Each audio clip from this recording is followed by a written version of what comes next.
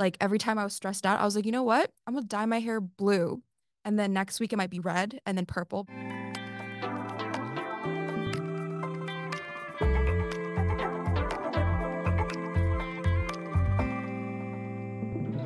I'm Kishmar, fourth year forensic biology specialization, creative writing minor, and I'm also public relations officer for the IVNVI. Hi, I'm Zainab. I'm in my second year of forensic psychology, and I'm also the public relations officer. We're so happy to be joined by Maggie today. Hi, I'm Maggie Ku, and I'm the former president for the IVNVI Forensic Society. I feel like it's really nice to be back, and I think a lot of people can also relate who graduated and come back. It's not the same. It feels like it's the same campus, everything looks the same, but the feeling is just, it's different. Like it feels like, obviously, I graduated, so I feel like I don't belong anymore and I'm not a student. When did you graduate? I graduated in 2022, November of 2022. Ooh, so right after COVID. Yeah, right after COVID. I think my year, like the November convocation, was also for those who hadn't graduated the years before. So I remember the November that I was graduating for 2022, there were so many people. And I just remember people who like were my mentors or people who were like 2 years older than me graduating at the same time as me. So why don't you tell us a little bit about yourself, like who you were in the IVNVI when you joined? Mhm. Let's start with that. Okay. So I have been in the IVNVI Forensic Society for 4 years. Well, when I graduated, I was in there for 4 years. I started off my first year as a year rep, and I kind of just stumbled upon the Forensics Society website, and they were looking for year reps. So I wanted to be involved, and I wanted to meet other people who were also in forensics and kind of figure out what the forensic science field was like and whether or not it was for me. So joining IVNVI for me was kind of like reaching out to people and finding others who were like in the same boat as me. In my second year, I wanted to become more involved, so I decided to run for the public relations slash social media rep, which both of you are Yeah. right now. And I Um, started as a year rep as well. See, perfect. We're just passing it along. That's kind of just the rite of passage here. But yeah, I was the public relations officer for 2 years. It was very fun. The podcast started in my second year, I believe. So when I was in second year, the other public relations officer I was working with, her name's Esme. She's amazing. She was the one that started the podcast. And I did my own thing. I did the low card cup. And after 2 years of being on the society, in my fourth year, I ran for president and I managed the society right out of COVID. So that was very, very different, Yeah, that's it for doesn't sure. doesn't sound like a lot of pressure at all. No, Right not out at of all. COVID to Exactly. yeah. So, where are you from? Tell us a little bit about yourself. I'm from Taiwan, but I did grow up in Edmonton for a few years. So I know a lot of people are like, "Oh yeah, is that why you speak good English?" Yes, absolutely. I was taught when I was young, and that is why I don't have the accent. So when did you move to Canada? I moved to Canada when I was in first grade, and that was primarily because my mom was doing her PhD in Edmonton. So I was in Edmonton for 4 years. And for those of you who have been to Edmonton, it is brutal. It is so cold. My second winter there was like a 30 centimeter snow day. And I literally remember being stuck at home because we literally couldn't open the door because it was jammed shut with snow. But after 4 years, my mom finished her PhD. Congrats for her. And we moved back to Taiwan. And I've been there ever since I had to move to university. So I was there until I had to move to university. So Yeah. you were in Taiwan, then Mhm. Edmonton for 4 years, you said, Yeah. and that's amazing Yeah. So because I you have get been like moving. both worlds, right? Exactly. Exactly. I'm from Calgary, so Oh, I get what you nice. mean Nice. about like Edmonton being super cold. Yeah. So How do you like, find the weather in Calgary, though? oh, it's so bad. It's Yeah, that's what really I've heard bad. too. Yeah, like last winter break, I think the wind chill was like minus 55. Oh So my goodness. Exactly. I did yeah. not miss that. I did not miss that. I remember like stepping outside in Edmonton and like my coat would crunch because it's so cold and it like frosted. Yeah. Never again, never again. Do you find that doing high school in Taiwan, do you think that that was because like I think that the international education is better. I find that a lot of international students that I'm friends with, they're like, "Oh, first year math, first year chem. I've learned this already." Was that your experience as well? I went into an American school. So when I moved back to Taiwan, my Chinese was very much lacking because I was speaking English for 4 years of my life. So I went into a bilingual school, but the curriculum was still like a Taiwanese curriculum. So I was learning math at a very expedited speed compared to what was here in Canada. But when I was in high school, I went to an American school, so everything was like standardized American curriculum. And I will say, at least from what I've seen from the two, is that I prefer the Taiwanese way of things because they Really? explain math so much better. Okay. Yeah.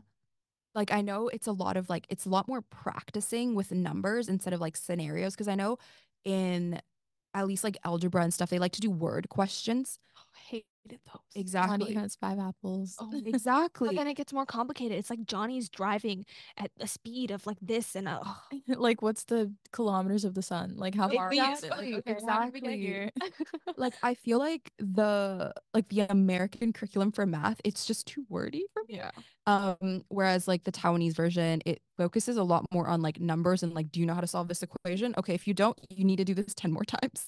So I guess the flip side to that is, does that mean it's not as practical? I wouldn't say it's less practical. I would say it's just after it's like once you're finished just practicing with the numbers, you move on to like the question sets. So you have to have like the foundation of being able to solve the problem first before, So it's yeah. like mastering the concept before applying it. Exactly, exactly. So, like, a lot of questions that I think students from Alberta get is like, why did you choose to go to U of T instead of Yeah. just going to like a university in Alberta? Hmm. So, why did you choose to go to U of T? Think I chose U of T definitely because of the forensic science program. I wanted to pursue law after I finished my undergrad, and I felt like doing forensic science as my undergrad would have given me a really good footing into what science and law can be. And I also know that a lot of people who do go into law school, a lot of the problems that they have is they don't really understand the science when it comes to evidence, especially in criminal court cases that utilize a lot of our expert witnesses. And I just wanted to get a head start and kind of have that under my belt before I pursued my law degree. So you knew, like right out of high school, you were like, I'm doing forensics because I want to do law. Yeah, I think for me, for sure, I really wanted to do law. And like, I was also the type of person to really like CSI. Like, I feel like everyone in forensics has Yeah. seen Bones at least, right? Yeah. Like, all of my forensic anthro peeps have always said, like, oh, yeah, Bones was how Yeah. I got started. And I feel like even now, a lot of people still watch Bones. It's still Oh, it's a yeah. very good show. Love it. Um, so I definitely was inspired a little bit by Bones to kind of explore forensic anthropology. But I definitely had in the back of my mind that I didn't want to stay in this field. I wanted to pursue more law. What made you pick forensic anthro as opposed to the other specializations, especially Bones. when you're like connecting that to law? Yeah, honestly, I think Bones was definitely a big factor. But when I first came into university in first year, I was very confused. And I will tell everyone a mistake that I made. So hopefully no one ever makes this mistake. I came in to first year university and I wanted to do a double major in forensic science and sociology, just because I felt like a lot of pre-law students tend to pick sociology or political science, and I wanted to stick to that too, Mhm. just so I could have more of like, I guess, like a humanities background, or like a social science background. But little did I know that that was not a thing at UTM when I first came into first year. You are actually not allowed to do a double major in an arts and a double major in a science. So you have to pick either both have to be science or both have to be art. And I didn't know that. So after the first week, I found out because I talked to an advisor and I was like, hey, this is my plan. Is this okay? And thank God I checked in Yeah. because they told me no and that I would have to basically redo my entire schedule. So I talked to some of my mentors who were in upper years and they were like, okay, well, you're already taking some bio and some chem classes. So you do have quite a few options. You can either specialize in forensic chem, forensic bio, forensic anthro, and forensic psych. And to me, I didn't want to do bio or chem just because personally I am not great at those subjects. And, I feel like it would get a lot harder from there. Um, It's a grueling specialist, I think. Yeah, Kuicmar. I've been yeah. forensic bio. Okay. I hate the chem aspect of it. Exactly. And like I'm just really bad at balancing my chemical equations. Like I suffered a Yeah. lot in first year chem. So after that nice little experience, I was like, okay, maybe this is not for me. So I kind of narrowed it down to forensic anthro and forensic psych.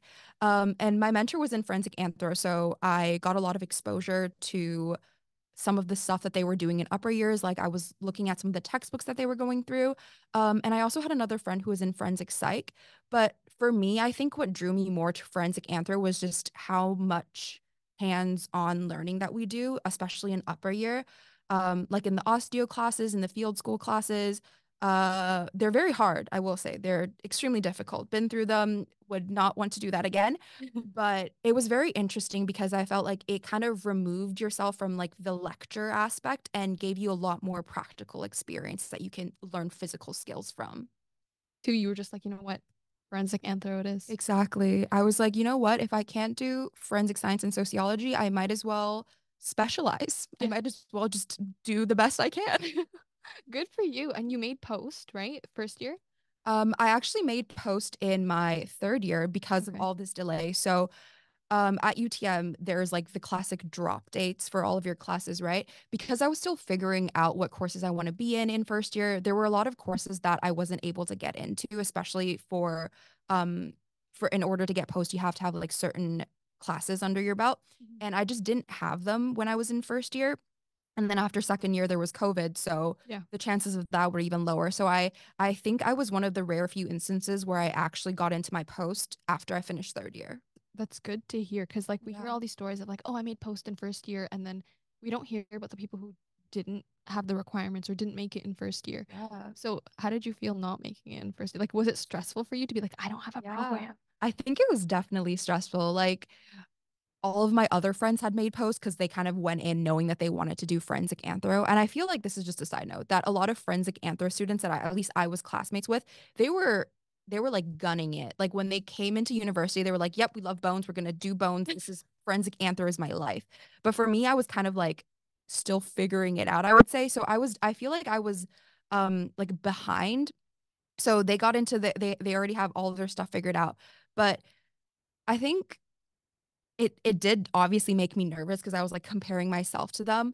But I think if you really, really want to be in the program, there are still chances. And I know a lot of people are like, oh yeah, but third year. Yes, it's kind of like your last year. So I would say like try for third year if you're really struggling for your first and second year because it's some people do get in first and second year, but then there are others who don't get in until their third year. Yeah. Okay, that's good to hear. I Yeah. think the first years watching this will really appreciate hearing I that. hope so. I hope so.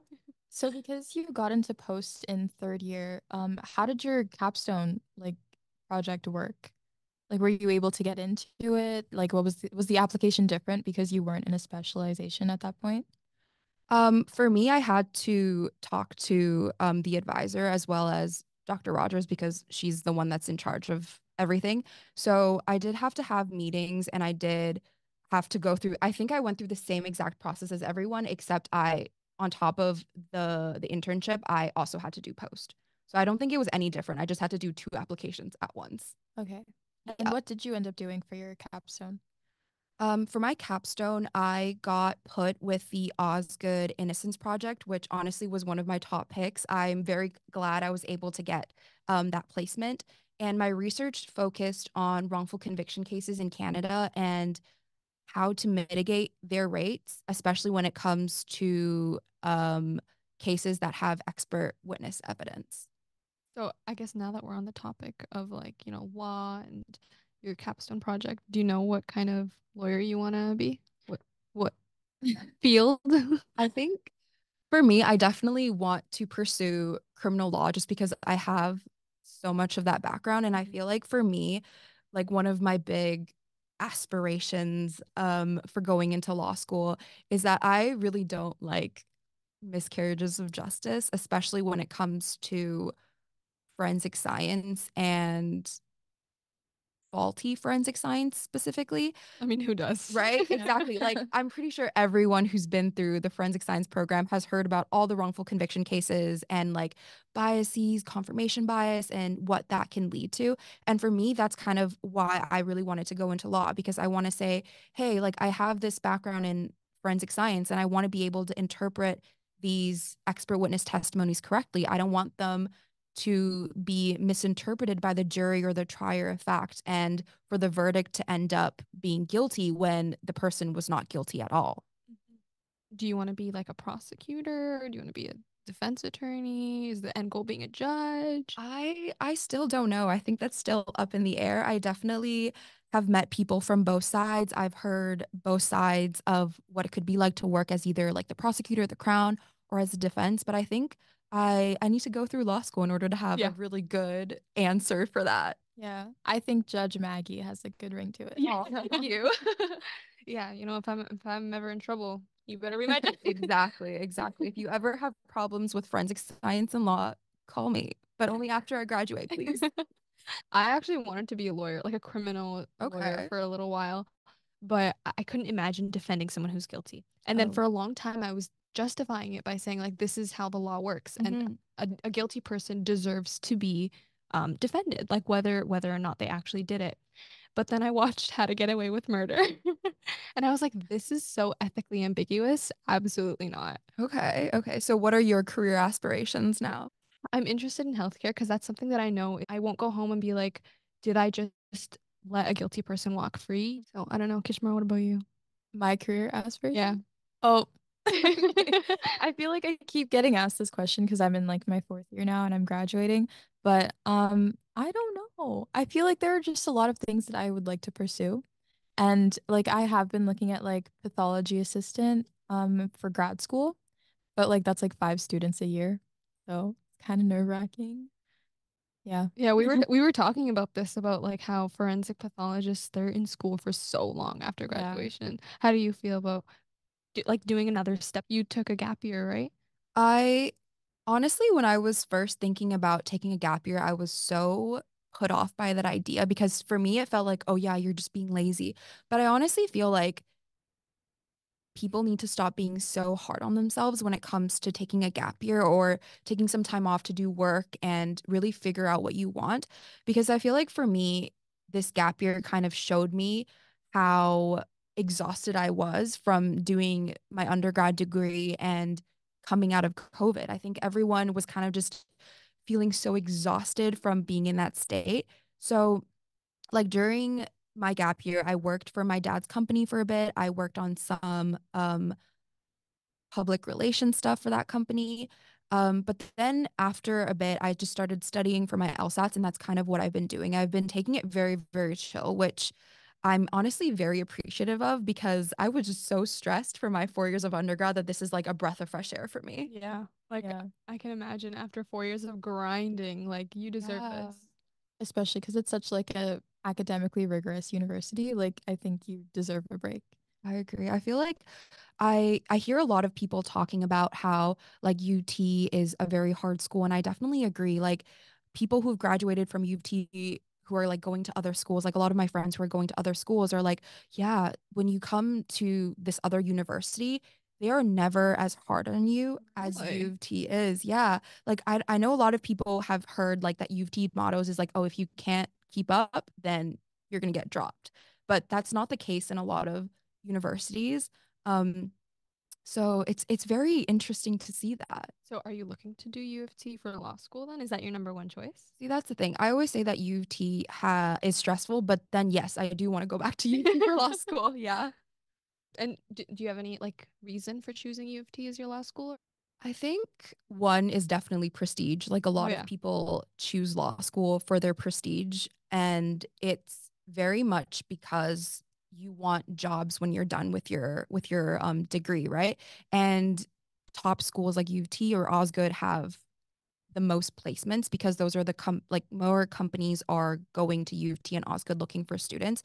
So I think one reason is definitely the prestige and stability of being able to have like at least some form of career after I graduate. But it's also because I feel like U of T was kind of where I started. And I don't know, I kind of just miss it. Yeah. Yeah. You miss the grinding and the I stress. miss I miss the grind. I will say I love the break, but sometimes I do miss the grind. Yeah. Yeah. Yeah. So you mentioned that for your internship you worked with Osgood. Mhm.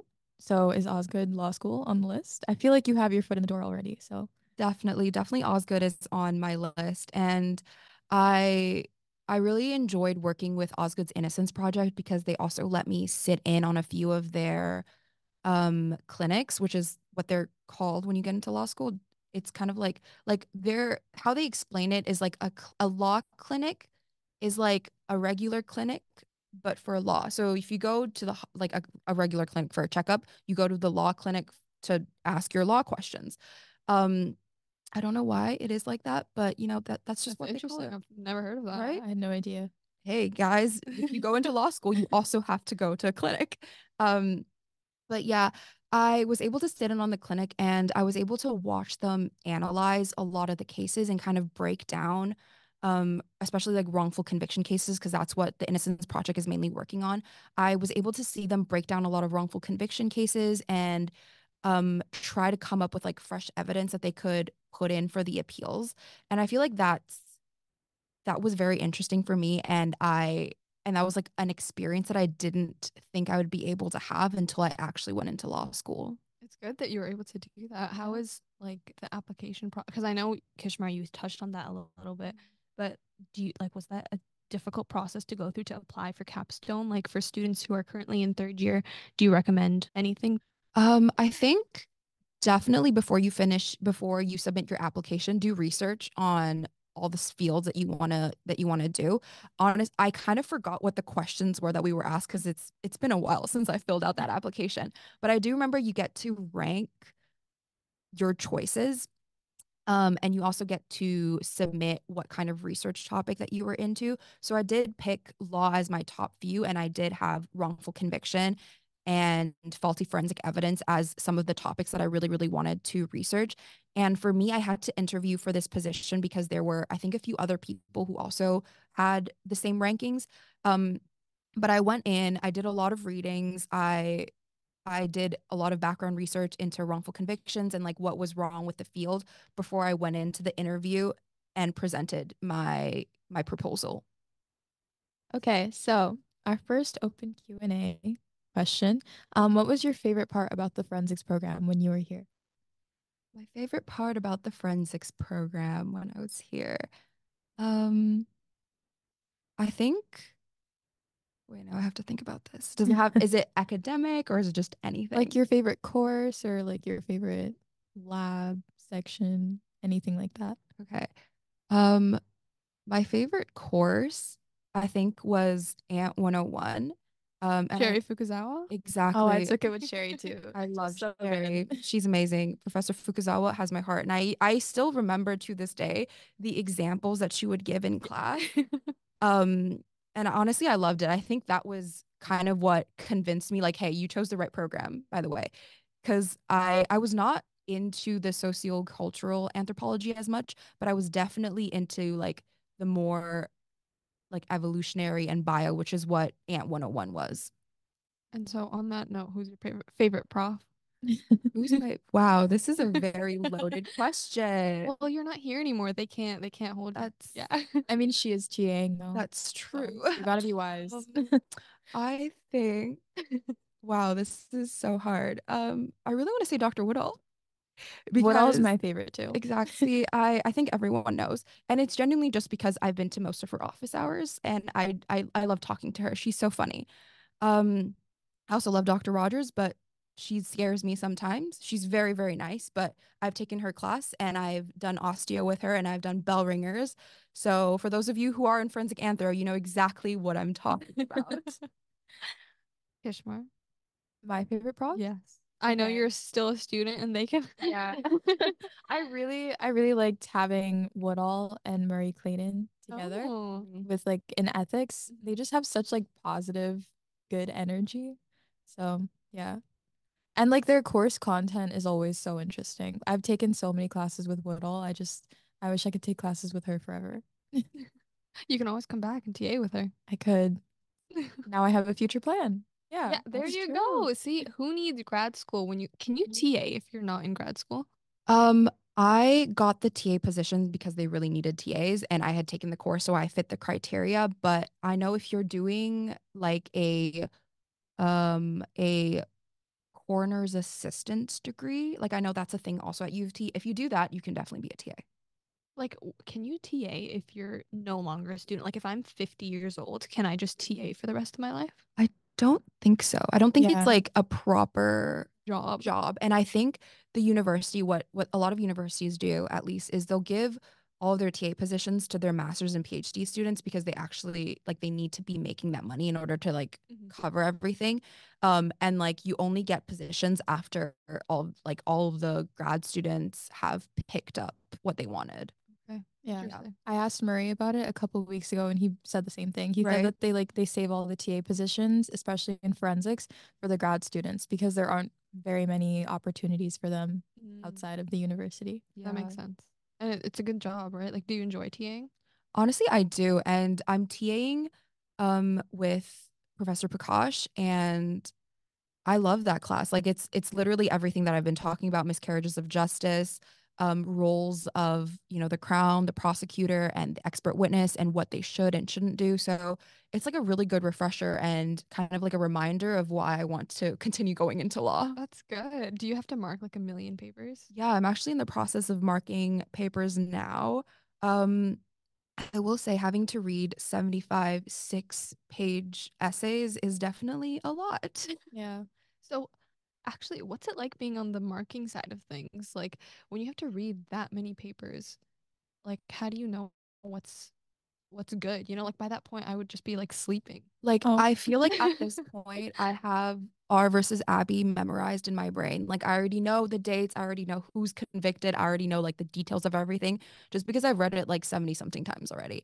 But I think for me, the big difference is I was so nervous to be a TA because I always remembered how it sucked getting grades back that you weren't expecting. So I think my philosophy is I try my best to be nice when marking and not taking off as many marks. Um, but I'm also like, you know, like I have to do my job. So it's like a good it's like a balancing of not being evil, but also making sure that I do my job properly. That's good. I wish all TAs were like that Yeah. because We should just get Maggie to TA all of yeah, our courses. That'd be like so good. you don't need to do law school. Just TA all of our courses. I mm. Okay, so our next open Q&A question, these are all from like current forensic students. So they sent these in specifically for you. Oh, So our next one is, do you have any tips on graduating? on like making it to graduation I think, or yeah, yeah. okay. Um, I think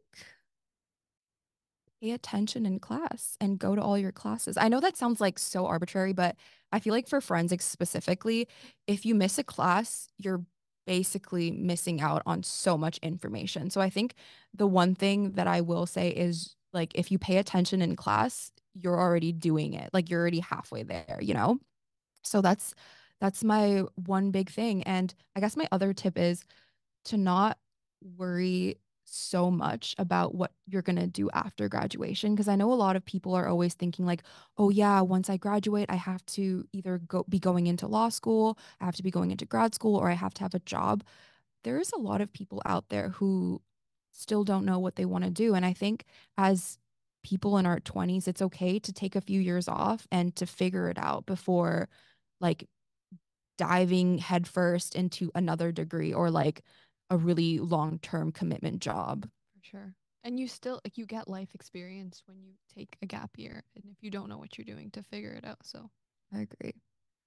do you have any I know you haven't applied yet, but do you have any tips for like preparing to apply to grad school? So for those who are actually applying to law school next year, the deadline for all Ontario law schools is November 1st and there's an application called OLSAS, OLSAS. And they're in charge of all applications for all Ontario law schools. So Queens, Western, Windsor, U of T, Osgoode, like all those schools are on OLSAS. And just pay very close attention to the deadline because it's November 1st and it's so much earlier than all the other deadlines. Like it's earlier than your deadline for grad school and it's earlier than your deadline for December. So for those who are thinking about applying to Ontario law schools, just pay attention to that. And I would say try to take your LSATs a little bit earlier, like maybe during the summer if you can. Um, Is that what you plan to do? I already took my LSAT. So my next one is in January, and that's the last LSAT you can take for most law schools in Canada. Okay. So if you don't get your LSATs done in the summer, January is the last LSAT that they will take for every cycle. Okay. Yeah. That's interesting. I didn't know that. Is it like the same thing as like law school where you have like a limit of how many times you can take it in like your lifetime? Yeah. I think there's a limit of 7 times in your entire lifetime, and there's a limit of 5 within 4 years, I think. Someone will have to double check that for me because I'm not sure, but I know that there is definitely a limit for 7 times in your entire lifetime. Yeah. I think med school is also The 7 same times. thing. Yeah. Yeah. I don't know why you would want to take it 7 times. At that Yeah. point, like Yeah. I think most people stop at after 3. Right. Yeah. It's very long. It's a very long process. Like I've never studied for the MCAT, but I know the MCAT is 6 hours. I think it's an I think, 8 hour yeah, 8 hour. exam. Yeah. How long is the LSAT? It's definitely not that long. Thank God. It's 3 hours in total and you get a break. So it's not terrible. Yeah, that actually Those are like our yeah, that's like finals. our Yeah. exam. Yeah, exactly. Exactly. Yeah. So if you've done UTM, you can do the LSATs. I can't imagine taking an Lengthwise. 8 hour exam. Yeah. I don't know yeah, 8 hours is insane. 8 hours is like a full work day. Yeah. Yeah. Are you taking the MCAT? No. Oh, no. You looked into No. that, you were like 8 hours, absolutely not. Yeah, I don't think so. Yeah, I honestly I commend anyone who's able to get through an 8 hour test because once I heard it was 8 hours, I was like, wow, that would have eliminated me on the spot. I would have been like, thank you so much, but no. Yeah, not I'm for out. me. Yeah. Do you have a lot of first years ask this question? I was one of these first years who asked this question. Do you have any tips for getting into post? Like, I mean, my advice is always just get good grades, but do you have any like maybe something new that they haven't heard? Um, does post still require that you guys have references? Yeah. Yeah. Okay. Yeah, get closer with your profs. One thing that a lot of people have said to me, like they don't know what to talk about in office hours. And I feel like for first years, you should not be worried about that. Like you can go to is Dr. Luke still teaching She's FSC? on sabbatical. She's on sabbatical this year. Okay. But I think she's coming back next year. But she's a wonderful woman. Exactly. She's Like the best. Yeah. yeah. So like she's great. And I remember in first year, I also came to her office hours and I was like, hey, I thought I'd just introduce myself. I'm really into law and I know that this is like a forensics course, but I was just wondering if you would be able to put me into contact with anyone who might be able to give me more information about, pursuing law and what that might look like for someone coming out of like a forensic science undergrad. And that was like my first time meeting Professor Prakash in first year and I got to talk to her over coffee about some of the questions that I had and I feel like that's always a very good first intro that you can have with your prof is just to kind of tell them who you are, tell them what you're interested in and like ask for advice or ask for like opportunities. That's amazing. So she set you up with Professor Prakash and you got Yeah. to have coffee with her. Yeah. And now you're TAing for her. Exactly. See, this Connections. this just tells Yeah. you that this works. Yeah. Write it down, guys. This works. So you mentioned earlier, when you were in your first year, you spoke to like some mentors. Were you part of like the IVNVI like mentorship program? I wasn't just because I was running the things behind the scene. Right. But I had a lot of friends who were actually working as mentors for the MAP program. Yeah. I was a mentor last year. Ooh, okay. How did you like it? It was a lot of fun. I think that like both of my students ended up getting into like their specialization, and it was just nice to like connect with someone, and it was nice to be like somebody that somebody could like go to if they needed like help. Yeah. For So sure. if you're in first year or if you're in like grade 12 listening to this, next year you should join the MAP program. Actually, sorry, not to go back like a million steps, but speaking of grade 12s, how was the transition for you from high school to university? Like, was there anything that you were like, oh my goodness, this is way different than I expected? I think for me, the move was definitely the biggest thing because obviously, like, I'm moving halfway across the globe, right? But the other thing that I was very taken aback by was I didn't realize how independent university was going to be. Because coming out of high school, you're kind of coddled by your teachers. Like if you don't hand in your homework, like they'll come and ask you and check in with you. But for university, the prof has 500 students. They don't have time to be checking in on each and every one of their students, right? Like, as much as they would want to, they just don't have the time.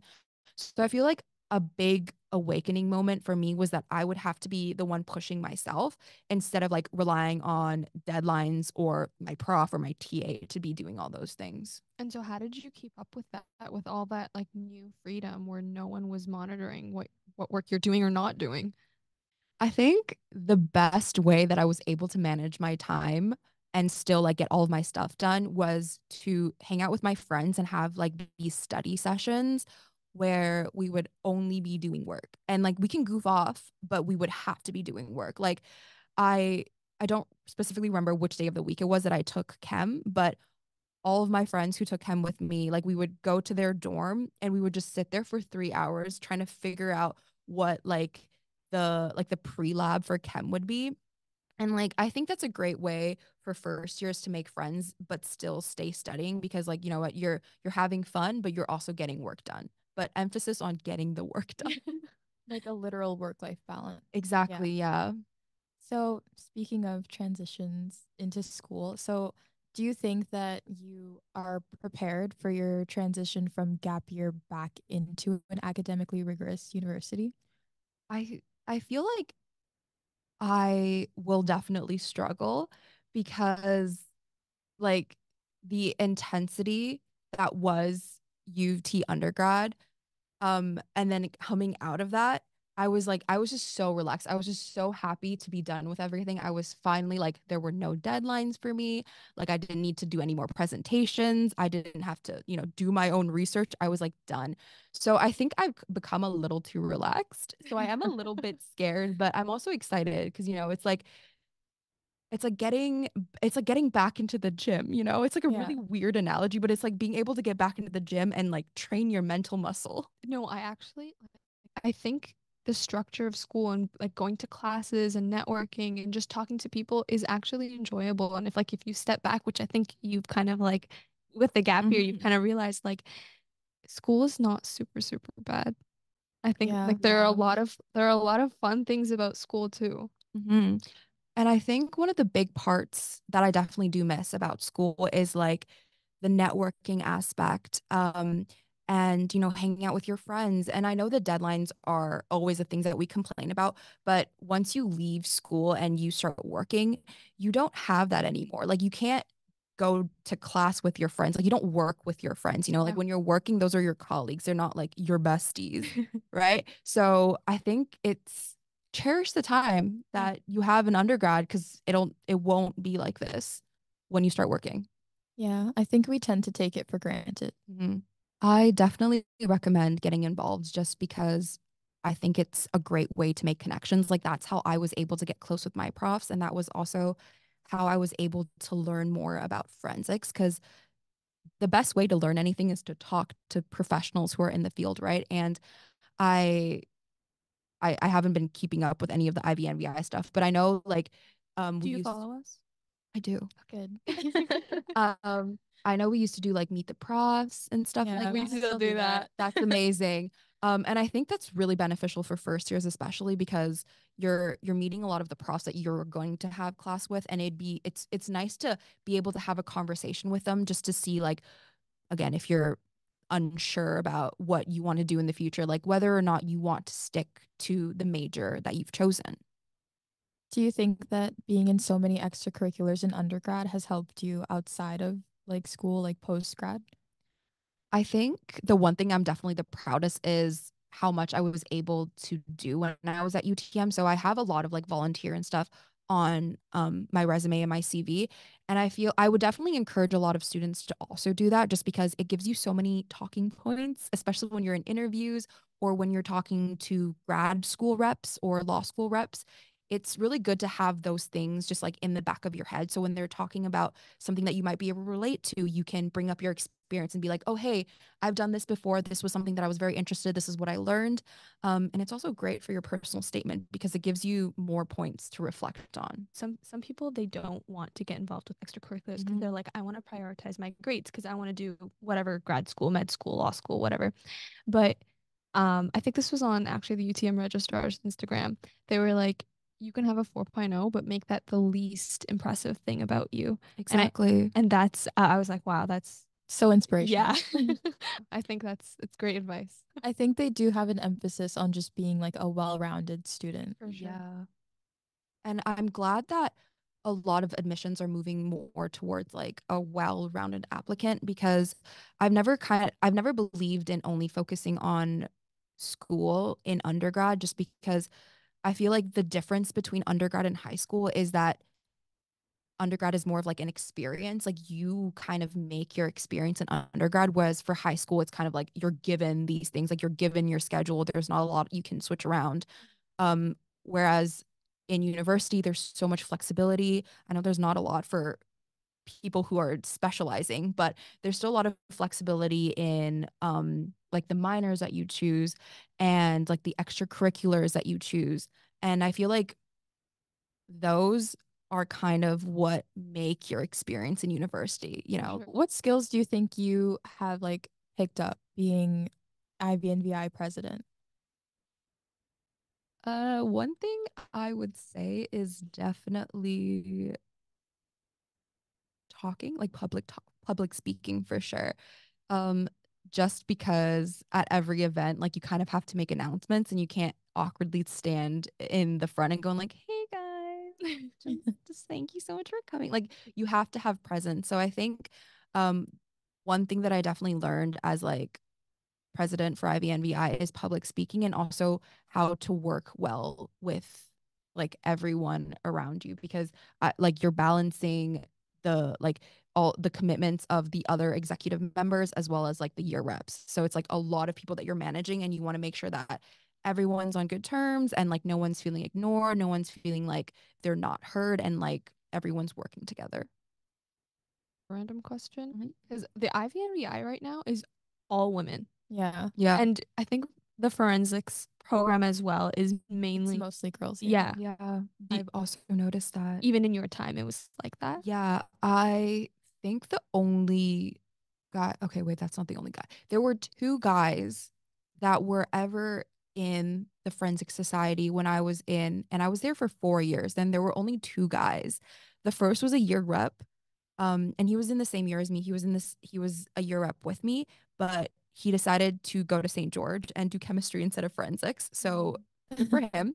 Um, and then in second year, we also had a vice president that was a guy. And then in my third year, he became president. So I think those were the only two males that I've seen on IVNVI. Why do you think that is? I don't know. I've always thought that men would also be interested in CSI and Yeah. bots because it's cool and like gory, I guess. But I think it's really cool. And I'm also very confused as to why our program is mainly female. Yeah. Like Like, even the profs too. yeah. I was literally just about to say that. Murray is like our token male. Yeah. And I think Larson's the only other male FSC prof that I can think of right now. We have Wade. Wade now. Oh, yeah. Yeah. Can't forget that legend. And Dax, if he counts. Yeah. All right. Yeah. Dax. He's my favorite prof. Are you in psychology? Yes. That makes sense. Yeah. I think he's just such an entertaining lecturer. I've never taken any of his class. I've never taken a psych class personally because my mom did her PhD in psychology and I just never wanted to hear about that ever again. I think he did a guest lecture. Like he does a guest lecture Yeah. every year for FSC 239. Yep. Did he do that when you were in first year? I don't think it was, I think we got Larson actually. I think Larson was the one that did the guest lecture in my, I don't remember Dax. I don't think I've ever had a lecture from him. Missing out. I heard he talks about lucid dreaming a lot. Oh, he loves lucid dreaming. Yeah. He wrote a song about it. Oh, Yeah. interesting. Learning new things every day. Yeah. So what years of undergrad were like COVID years for you? So COVID started towards the end of my second year. And I did all of my third year online. And fourth year, the university was still in kind of a lockdown. Like, I don't know if you guys remember this because it's been a while, but we had to have green screens where you had to fill out a form. Oh my gosh, What? is No, it we did that? not have Wow, green screen. okay. I don't know what you're talking Whoa. about. Am I aging myself? No, but it was basically like in order for you to enter a classroom, you had to fill out a survey Oh, every yeah, yeah, single day. yeah. I Yeah. remember that. Okay, yeah. So we had that. But we were literally the only like the forensic anthro program at least was the only program that was or like the only people that were on campus other than med students in my first semester of fourth year because the university hadn't fully opened yet and a lot of people were still doing like hybrid or mainly online courses. So it was so empty. It was only us and the med kids. Did you like it when campus was empty? Because when I took a summer course, I was loving it. I love it when Yeah, I campus is love empty. summer courses here. They're so good. Right? I loved it. Honestly, I kind of hate the fact that everything is so crowded. I hate not being able to find a seat when I want to eat. Yeah. And that was never a problem when there were only forensics and med school kids. Do you think, final question, I promise. Do you think that like the population of UTM like is visibly like changed from when you were here? Because you were here from 2018 to 22, right? Yeah, So from that time to now, like when you were on campus right now, do you feel like there are more students? I definitely think there are more students for sure. Like I remember the food lines were never this long. And I definitely think it's because the university has been accepting a lot Yeah. more students. I heard they did that during COVID. Like Mm. so many. Oh, Yeah. Kishmar, do you find that even from like last year to this year, there are so many more like Yeah, I don't there's a remember lot. Too many. like Mississauga Road is backed up for so long. I do not remember that last year. Yeah, it's gotten okay. more Like when you crowded guys are this year. coming into school, like there's a traffic jam on Oh Mrs. yeah. Yeah, and like Oh, even like the buses, like not everybody can get on Yeah. at the stops. oh. Like you'll have to wait for the next one. That was never a problem for me in first year. Like no one ever took the shuttle when I was in my first year. Um, and like you always got a seat too, so I'm very confused. What were you Yeah. saying about the shuttle bus? When you came in, you were talking about like they upgraded the shuttle bus. What was Oh it yeah, they before? have coach seats now. It's That's not just like a regular bus. They have exactly. coach See, seats. she gets it. Yeah. Like, do you remember like elementary school buses, how it's just like That's the one I took. a metal L and Yeah. then that's not the shuttle I took. Yeah, there were like two seats that were cushioned Yeah. and With seat belts. yeah, What? with seat belts. They upgraded. Is this the same like white UTM? Yeah, yeah. So they Yeah. just upgraded the I think inside. they added them Yeah. like this semester. We really needed that. I mean, my They back's really been did. hurting for the longest time sitting on those shuttles. And I remember like me and my friends, we lived in the dorms in our second year and we would always take the UTM shuttle to go downtown for like events and stuff. And we would always call it the vomit comet. Like if you sat in the back, I remember um having like like my coffee in my hand and it would just like spill. It was insane. But you know, they're getting better, so that's good. It only took how many years? Just a few. Just a few, just a few. So this is like I swear this is my last question. So how were IVNVI events run during COVID? Like I heard they were on Zoom. How did that work? So for a lot of our events, we tried to do a lot more like engagement events. So we had like, what was that game that everyone kept playing in during COVID? Oh, the Among Us. Among Us. Yeah, we had so many Among Us nights. And we had profs too. Like I remember playing Among Us with Dr. Luke and her child, her daughter. Oh my God.